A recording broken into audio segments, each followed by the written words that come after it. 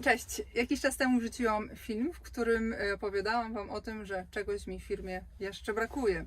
I to już było nawiązanie do współpracy z projektem 44. Zadaliście bardzo dużo pytań w komentarzach, za które Wam dziękuję. I dzisiaj oto na swoim pokładzie mam gościa. Sławek Kłos. Zgadza się, witam serdecznie wszystkich, dziękuję za zaproszenie. Dziękuję. Jak Ci się podoba moja ciężarówka? No, jestem pod wrażeniem, szczerze powiedziawszy, minęło już trochę lat, od kiedy byłem w kabinie auta ciężarowego i muszę przyznać, że trochę się zmieniło, chociażby jak chodzi o standard. Czym się zajmujesz w projekt 44? Tak, ja w Project 44 jestem odpowiedzialny za budowanie świadomości na rynku przewoźnika, rozmowy z przewoźnikami, workshopy, współpraca też z różnego rodzaju stowarzyszeniami firm przewozowych, żeby edukować, tłumaczyć dokładnie, na czym to visibility polega i że to wcale nie jest taka straszna sprawa, jak to pobieżnie może wyglądać. No właśnie, bo z Waszych pytań w komentarzach wynikało, że praktycznie nikt do końca nie rozumie, na czym polega Wasza usługa w projekt 44. Wszyscy sobie myślą, większość z Was myślało, że chodzi o zwykłą telematykę, ale właśnie nie. Proszę Cię, Sławek, wytłumacz. Tak, jesteśmy firmą, która zbiera informacje a propos lokalizacji z różnych systemów telematycznych, jakie są dostępne na rynku, jak też jest w stanie zapewnić możliwość sprawdzenia lokalizacji pojazdu w czasie rzeczywistym poprzez naszą aplikację mobilną. I te wszystkie informacje z różnych systemów telematycznych dostarczane przez różne firmy są gromadzone w naszej platformie, są ujednolicane, upraszczane i oczyszczane z informacji, które nie są potrzebne finalnemu odbiorcy. I dzięki temu firmy, które z Wami współpracują, z różnymi firmami transportowymi, mają ładnie ujednolicony widok tego, co się z tymi ładunkami dzieje i mało tego, mogą też ciekawie tymi informacjami zarządzać. Ale to może zaraz. Okej, a czy możemy to zrobić, bo jest bardzo dużo informacji podałeś i one są dalej bardzo trudne do zrozumienia. Okay. Czy możemy po prostu przeprowadzić wszystko na przykładzie? Bo widzisz, Dobra. ja mam u siebie telematykę Eurowag na przykład, prawda? No. I w zasadzie po co mi jest projekt 44? Okej. No tak, no to jako przewoźnik nie potrzebujesz Project 44. No właśnie, powiedz mi po co to jest? No jest to może nie bardziej skierowane w stronę przewoźników, na ten moment przynajmniej. Na razie nasze rozwiązania informatyczne są skierowane właśnie do firm spedycyjnych i załadowców, po to, że jeżeli jakiś podmiot gospodarczy współpracuje z, nie wiem, z 20-30 firmami transportowymi, to żeby ustalić informację, gdzie aktualnie znajduje się jakiś ładunek, o który na przykład pyta go kolejny odbiorca tego towaru, musi wykonać dużą ilość telefonów, maili itd., itd., itd. A z naszym systemem wystarczy się zalogować, sprawdzić i tyle. Zajmuje to około 1 minuty zamiast pół dnia. Dobra, zróbmy sobie przykład. Przejdźmy po prostu wszystko przez przykład. Okay. Mamy klienta takiego jak na przykład IKEA. Mamy IKEA i mamy na przykład taką mnie na samym końcu. Zgadza I powiedz się. mi, co robi projekt 44 między nami? No wyobraźmy sobie, że masz ładunek od IKEA do Szwajcarii. To jest akurat taki ciekawy przypadek, bo będzie odprawa celna. W momencie, kiedy podejmujesz towar 2 godziny przed, bo też nie jest tak, że my prowadzimy permanentny tracking pojazdów, to jest jakaś mitologia, która gdzieś krąży. My zapewniamy tracking tymczasowy 2 godziny przed załadunkiem, przed godziną wyznaczoną przez załadowcę. Okej, czyli ja jako na przykład taki niezależny przewoźnik podejmuję zlecenie od IKEA. Dostaję zlecenie na konkretny przewóz powiedziałeś skąd? Ze Zbąszczynka do Szwajcarii. Z Błuszczynka. Dobra, zróbmy z Warszawy. Dobrze, nie będzie. Z Warszawy do Zurychu. Zgadza się. Dobrze.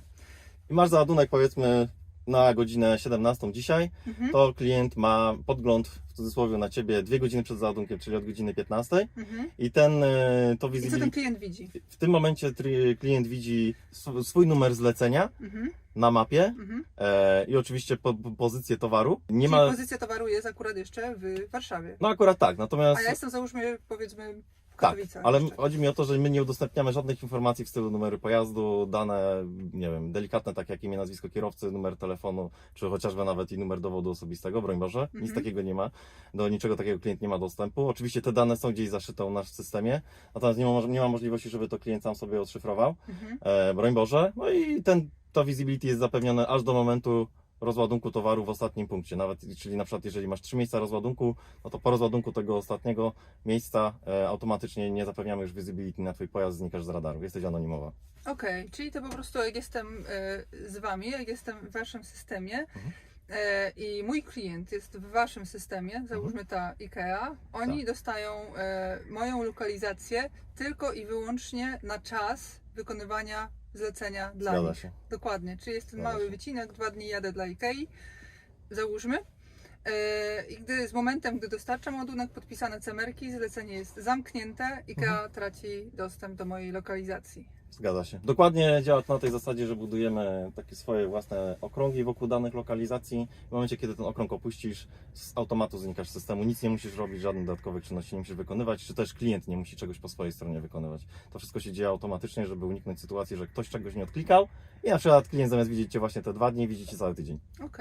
Okej, czyli to służy temu właśnie, żebym ja nie musiała się co chwilkę meldować, bo z tego co ja jestem krótko w transporcie jako przewoźnik, ale już słyszałam o przypadkach, gdy klient wymaga meldowania się i wysyłania pozycji co 2-3 godziny i w przypadku, gdy się tej pozycji nie wyśle rzeczywiście, zaniedba się to, oczywiście klient ma w zanadrzu karę za każdy taki brak, za każdy brak lokalizacyjny i koniec końców może się okazać, że na całym przewozie wychodzi się na minus, jak się opłaci wszystkie kary.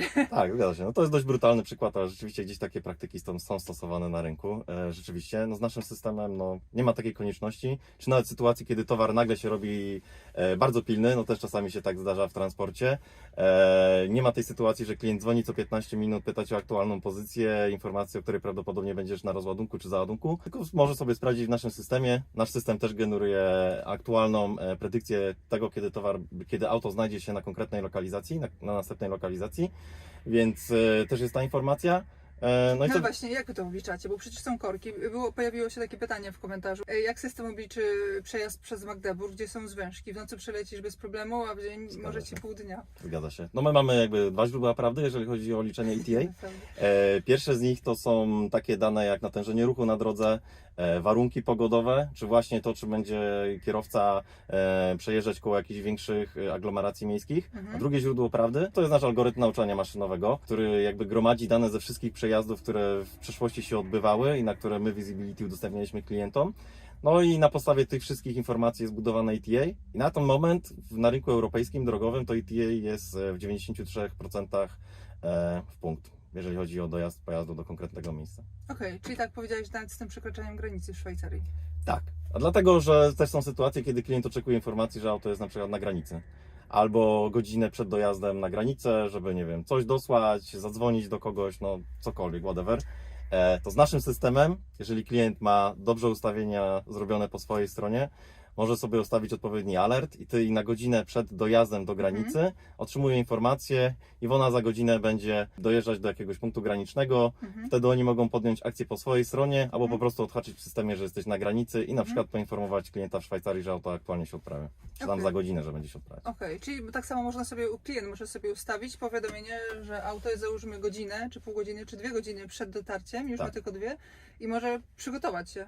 Tak, jak najbardziej. W ogóle nie cała idea Visibility, przynajmniej, też chciałbym to podkreślić, to o czym ja tu opowiadam, to jest to, jak my to robimy, no bo jest oczywiście kilku dostawców tych rozwiązań i diabeł tkwi w szczegółach, więc jeżeli chodzi o nasze rozwiązania i to, jak nasz system jest zbudowany, no to nie chodzi o to, że klient po pierwsze kupuje nasze rozwiązania, a po drugie zatrudnia człowieka, który 2-4H siedzi i przegląda te kropki, jak się przesuwają po mapie, tylko chodzi o to, że klienci mogą sobie ustawiać alerty na pojazdach i te alerty bazują właśnie na tym ETA i dlatego to jest takie ważne. ETA, czyli... Estimated time of arrival. Estymowany czas przyjazdu do lokalizacji. Tak. I na przykład to jest dobry przykład. Są firmy, które chcą mieć na przykład godzinę przed dostawą informację, żeby, nie wiem, ściągnąć wózkowego z produkcji czy cokolwiek.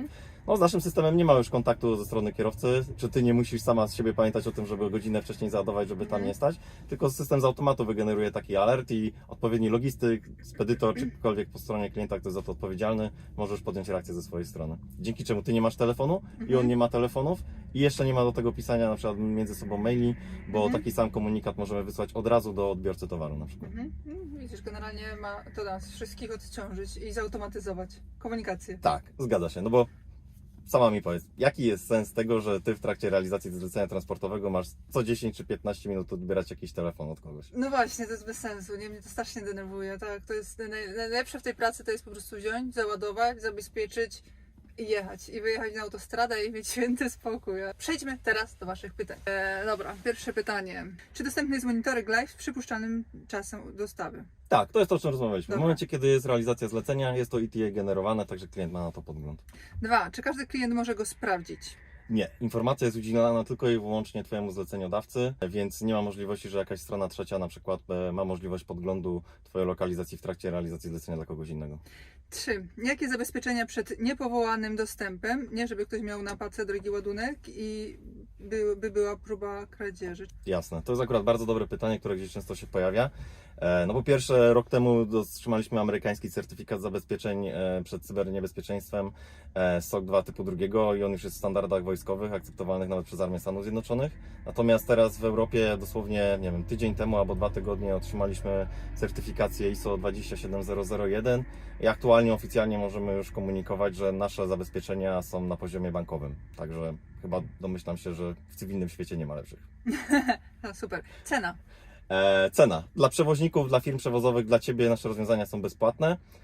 Mało tego, w dowolnym momencie możesz wejść do naszego systemu. Każdy przewoźnik, który u nas się zarejestruje, ma z automatu budowane bezpłatnie konto. Możesz zarządzać dowolnie tymi informacjami, z kim, co chcesz, komu co udostępniać. Pokłócisz się z klientem po 10 latach współpracy, czego Ci nie życzę. Możesz bez kontaktu z nami po prostu zdeaktywować visibility dla tego klienta i koniec. Okej, następne pytanie. Nie wiem, jak Volvo, ale Mercedes, MAN i tak dalej. Każdy, który prowadzi auto, ma dostęp do położenia, zużycia paliwa, czasu pracy, jazdy i tak dalej. Po co montować jakieś inne badziewie, a do tego jeszcze masz podgląd w techniczne sprawy, jak stan oleju, za niski komunikat i tak dalej, i tak dalej. Tak, i też jakby rozumiem skąd się wzięło to pytanie. Telematyka jest właśnie bardziej pod przewoźników konkretnie, właśnie są te wszystkie szczegółowe informacje. My w ogóle nie wchodzimy w kompetencje takie jak, nie wiem, czas pracy kierowcy, poziom spalania, oleje i tak dalej. My właśnie gromadzimy dane o samej lokalizacji i udostępniamy je klientowi, który ma bardziej trochę skomplikowaną sytuację, bo współpracuje z X liczbą operatorów logistycznych i dla niego zgromadzić te wszystkie informacje o lokalizacji pojazdu to jest duże wyzwanie. Też nie trzeba, współpracując z nami, instalować żadnych dodatkowych systemów na pojeździe czy nawet na komputerze. My integrujemy się bezpośrednio z firmą, która dostarcza konkretną telematykę na konkretne pojazdy. Czyli tak jak w przypadku, ja mam Eurovac podpięty do tego, to po prostu... Tak. Tak. Nie ma żadnego urządzenia, nie ma żadnego dodatkowego tabletu, nie ma nic dodatkowego. Trzeba się tego zalogować. Zgadza się. Idziemy dalej. Pan Tomasz, w jaki sposób te współrzędne są przekazywane? Przez jakie urządzenie? Jeśli na przykład telefon, to czy aplikacja ma dostęp do mikrofonu, czy aparatu fotograficznego? Tak, to zależy jaka jest metoda trackingu, czy przez telematykę, czy przez telefon komórkowy. Jeżeli telematyka, no to ping pobieramy tak jak dane rozwiązanie telematyczne udostępnia Tak ping. u mnie, a gdybym nie miała żadnej telematyki? Wtedy jest właśnie aplikacja mobilna na telefon komórkowy. I tak, aplikacja ma dostęp do aparatu fotograficznego, do pamięci masowej, no i do samej lokalizacji. To są jedyne uprawnienia, jakie aplikacji trzeba nadać. Lokalizacja oczywiście, no bo tracking, a aparat fotograficzny i pamięć masowa do tego, że niektórzy klienci też mają rozwiązanie przesyłu elektronicznego dokumentów, także Ty na przykład po rozładunku w Hiszpanii nie musisz wracać do Polski, wystawiać papierowej faktury i wysyłać klientowi, tylko robisz zdjęcie dokumentów po dostawie, faktury, którą sobie wystawiłaś na pauzie i wysyłasz od razu klientowi. Pan Zbigniew pyta, celowo nie podaje swojej pozycji spedycjom, chyba że w razie kradzieży towaru przyjmują na siebie sprawy odszkodowania. Oni wiedzą, co ja wiozę i często ta wiedza może być źle wykorzystywana, co potwierdziły nieliczne przypadki. Tu mi się ciężko ustosunkować do tego pytania, szczerze powiedziawszy, bo nie wiem, jakie konkretne przypadki by to miały być. Okej, idziemy dalej. Radek, to będzie prowadzić do tego, że odbiorca będzie jak pan z batem, który pogania i któremu nie podoba się, że zjechałeś na kibel albo kawę. Jeżeli kierowca zbuduje swoją renomę, to nie potrzebuje takich pierdół na skróty. Jestem przeciwny aż takiej inwigilacji.